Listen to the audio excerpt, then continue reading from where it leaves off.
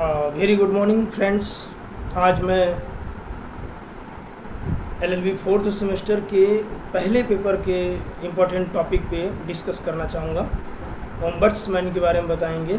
Ombudsman जो कि administrative law में बहुत ही महत्वपूर्ण टॉपिक है, बहुत महत्वपूर्ण आपका विषय है। इस टॉपिक पे संभवतः प्रश्न हर बार पूछा ही जाता है। तो आइए ओम्बड्समैन पर डिस्कस करते हैं। ओम्बड्समैन एक प्रकार से आप कह सकते हैं कि यह लोगों के या साधारण व्यक्ति के अधिकारों का संरक्षक होता है।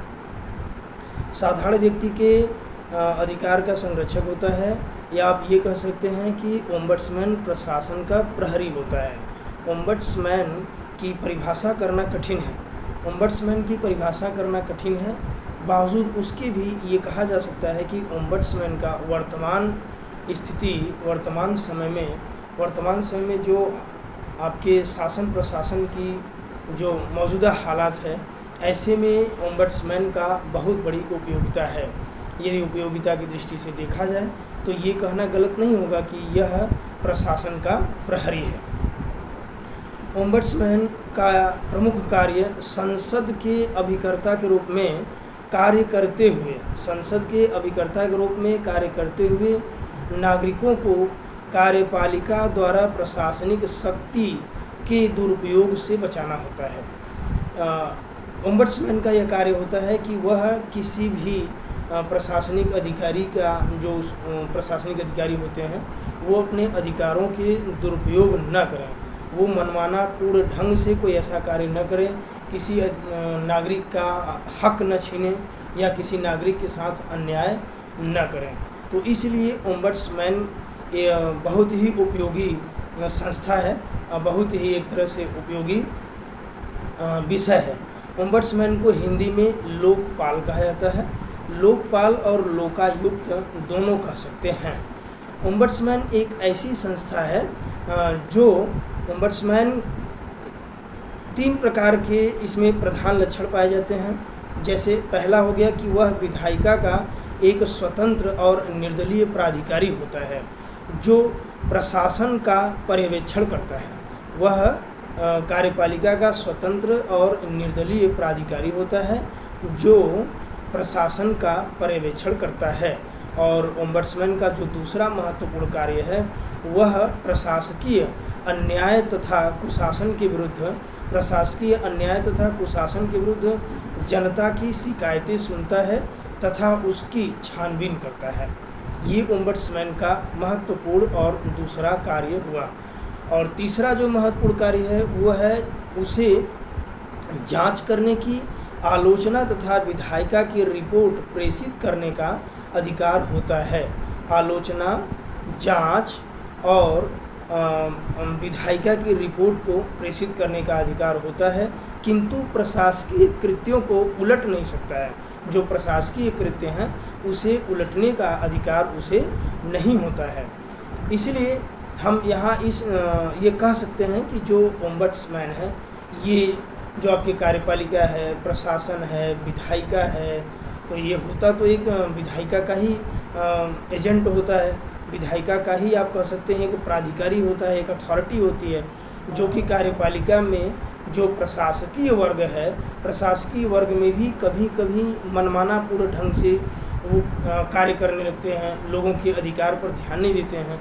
तो उन पर रोक लगाने के लिए, उनके कुशासन को नियंत्रण करने के लिए, मनमाना पूर्ण ढंग से जो वो प्रशासन कर रहे होते हैं उस पर नियंत्रण करने के लिए ओम्बड्समैन का विशेष योगदान होता है और इनका यही महत्वपूर्ण कार्य होता है।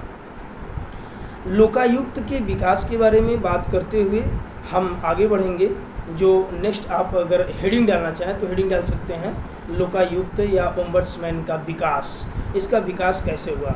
इसकी उत्पत्ति के लिए हम यूरोप के इतिहास को अगर पढ़ते हैं, अगर इसकी उत्पत्ति के लिए जब हम इतिहास के पन्नों का अवलोकन करते हैं तो हमें यूरोप की राजनीतिक स्थिति का जो है कि अवलोकन करते हुए या अवलोकन करना पड़ेगा।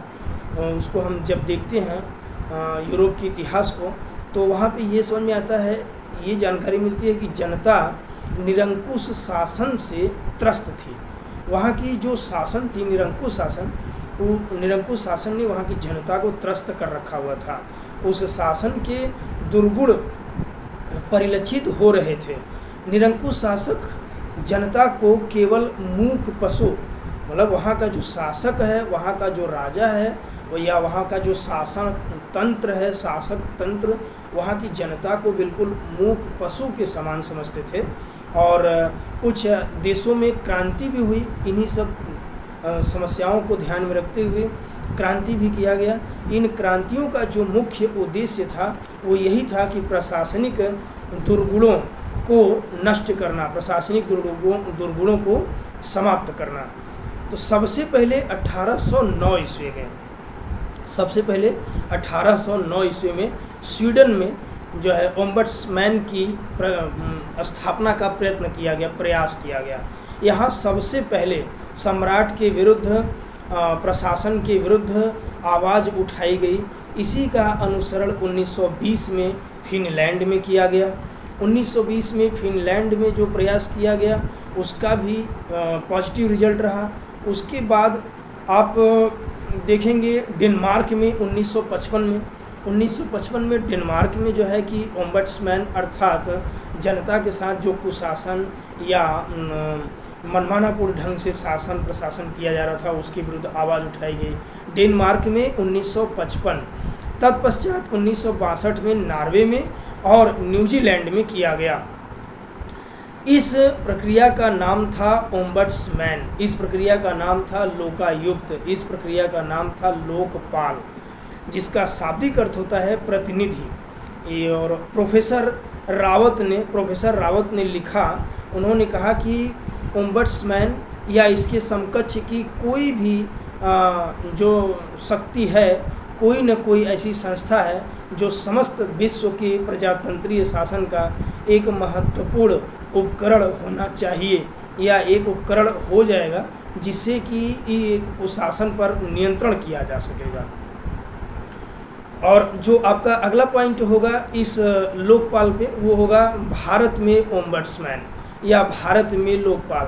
भारत में लोकपाल की स्थापना के लिए या लोकपाल जैसी संस्था की स्थापना के लिए जो प्रयास किए गए हैं उसके बारे में आगे बताते हैं कि भारत में ओम्बड्समैन की उपयोगिता उसी प्रकार से है जैसे कि अन्य देशों में है।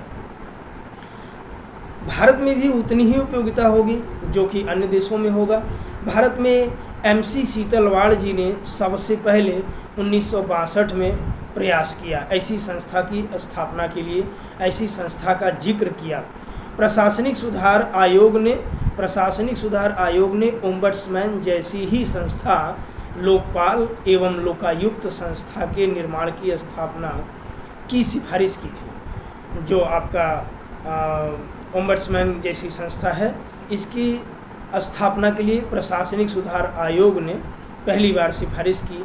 भारत सरकार आयोग की सिफारिश मान करके, भारत सरकार इस आयोग की सिफारिश को मान करके 1969 में लोकपाल तथा लोकायुक्त विधेयक 1968 में पेश किया। 1968 में जो लोकपाल और लोकायुक्त बिल पास किया गया उसको 1969 में भारत सरकार ने स्वीकार किया, परंतु यह प्रयास भी विफल रहा और दूसरी बार इसको 1971 में फिर से प्रयास किया गया, परंतु वह भी असफल रहा। तत्पश्चात जनता पार्टी की सरकार 1977 में फिर से लोकपाल विधेयक के लिए प्रयास किया गया, लोकपाल विधेयक पारित किया गया। 1977 में संसद में प्रस्तुत किया गया जो विधेयक था वह भी नहीं हो सका। जब वह भी नहीं पास हो सका तो 1985 में फिर से एक बार इसे स्थापित किया गया जो कि असफल ही रहा। 1985 का जो आपका प्रयास रहा वो भी असफल रहा। 1989 में फिर से एक बार प्रयास किया गया और इसके भी पास हो पाने पर, यह भी असफल हो जाने पर 1996 और 1998 में भी लोकपाल बिल लोकसभा में पेश किया गया, लेकिन यह भी पास नहीं हो सका। तो इस प्रकार से कहा जाए। तत्पश्चात ये बिल पास होते गए, असफल होते गए, पास होते गए, असफल होते गए।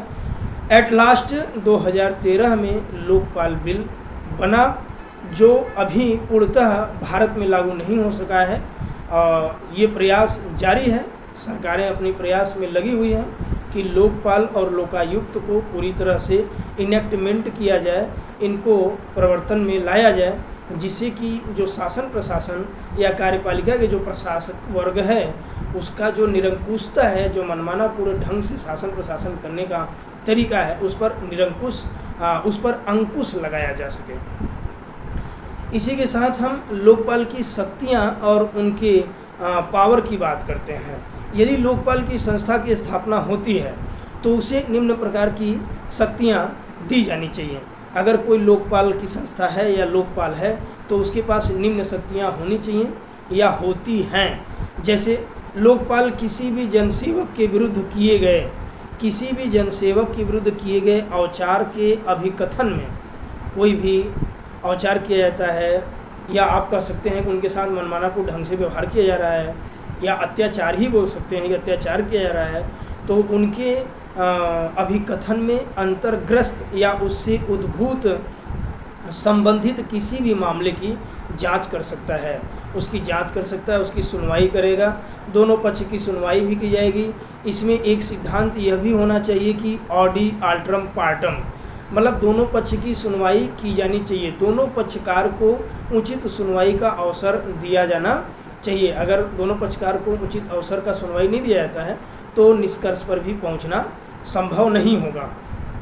जनसेवक पद के अंतर्गत जैसे संघ की मंत्री परिषद का सदस्य हो गया, संसद के किसी सदन का भी सदस्य हो गया, राज्य का मुख्यमंत्री किसी संघ राज्य क्षेत्र के मंत्री परिषद का सदस्य हो सकता है, तथा संघ राज्य क्षेत्र की विधानसभा का सदस्य या संघ राज्य क्षेत्र में नगर निगम का महापौर, ये सभी अधिकारी सम्मिलित होते हैं। ये सभी अधिकारी जन सेवक पद को धारण करते हैं। औचार उस स्थिति में माना जाएगा, ये औचार कब कर रहे हैं या मनमाना पूर्ण व्यवहार कब कर रहे हैं, ये तब माना जाएगा जब वह ऐसे जनसेवक के रूप में अपने कार्यों को पूरा करने में व्यक्तिगत हित साधन हेतु या अन्य अनुचित या भ्रष्ट पथ से प्रेरित होते हैं, या पथ भ्रष्ट हो जा रहे हैं, रास्ते से भटक रहे हैं, या वह किसी व्यक्ति को अपहानि या असम्यक कष्ट पहुंचाने के लिए ऐसे जनसेवक के रूप में अपने पद का दुरुपयोग करते हैं। अगर वो अपने पद का दुरुपयोग करते हैं तभी ये माना जाएगा कि वो औचार करते हैं। और किसी नातेदार या सहयुक्त को जनसेवक के रूप में अपने पद का फ़ायदा प्रत्यक्षतः या अप्रत्यक्षतः उठाने देते हैं, उनके साथ बायसनेस का व्यवहार करते हैं, पक्षपातपूर्ण ढंग से व्यवहार कर रहे हैं। जो न्याय जिस पाने का हकदार है उसे न्याय नहीं मिल रहा है, और जो अन्याय कर रहा है उसी के साथ जो है वो भी अगर पक्षपातपूर्ण ढंग से व्यवहार करते हैं तो इसे औचार कहा जाता है। और इन्हीं औचार पर रोक लगाने के लिए, अंकुश लगाने के लिए ओम्बड्समैन अर्थात लोकपाल जैसी संस्था की स्थापना का महत्वपूर्ण योगदान है। तो अगला इम्पॉर्टेंट जो इसमें हेडिंग होगा, आप इसके महत्व को लिख सकते हैं, इसके महत्व पर प्रकाश डाल सकते हैं। जैसे आप महत्व या निष्कर्ष लिखिए, निष्कर्ष लिख करके उसमें आप ये जवाब दे सकते हैं कि उपर्युक्त विवेचन करने पर या विवेचना से यह निष्कर्ष निकलता है कि भारत में भी ओम्बड्समैन जैसी संस्था की स्थापना की जानी चाहिए या किया जाना अत्यंत आवश्यक है, और तथा यह देश के हित में होगा, लोक हित में होगा, जनता के लिए बहुत ही अच्छा होगा, उनके साथ अन्याय नहीं होगा। और जो प्रशासक यानी प्रशासनिक विभाग के जो शासक प्रशासक वर्ग हैं, ये किसी भी प्रकार का मनमानापूर्ण ढंग से काम न करें, इस पर अंकुश लगाना बहुत आवश्यक है। लोकपाल आधुनिक राज्य की अनिवार्यता है। लोकपाल जो आधुनिक राज्य है, जो वर्तमान समय की स्थितियां हैं, जो मौजूदा हालात है सभी राज्यों में, इसकी एक अनिवार्यता बन चुकी है लोकपाल संस्था। प्रशासन को साफ सुथरा बनाना इसका मुख्य प्रयोजन है, इसका मुख्य उद्देश्य है। लोकतंत्र में राज्य के अधिकारों की एक सापेक्ष सीमा रहती है तथा सरकार के मनमानेपन के विरुद्ध संरक्षण उपलब्ध रहते हैं। लोकपाल जैसी संस्था इसे और उच्च स्तरीय बना सकती है। अगर लोकपाल जैसी संस्था होगी तो इसमें और भी सुधार आएगा, इसको और भी उच्च श्रेणी का बनाएगा, इसे और उच्च स्तर पर ले जाएगा। इसकी नियुक्ति का प्रयोग प्रशासन में विशिष्ट योगदान दे सकती है। अगर इसकी नियुक्ति होगी और नियुक्ति का जो प्रयोग होगा वो प्रशासन में विशिष्ट योगदान दे सकता है। तो इसी के साथ आपका ये महत्वपूर्ण प्रश्न का जो जवाब है, जो उत्तर है, इसे आप एक बार सुनिए और आपको निश्चित रूप से सहयोग मिलेगा, हेल्प मिलेगा और आप अपने इस प्रश्न का जवाब देने में सक्षम होंगे। Thank you so much. Subscribe करिए, लाइक करिए, शेयर करिए।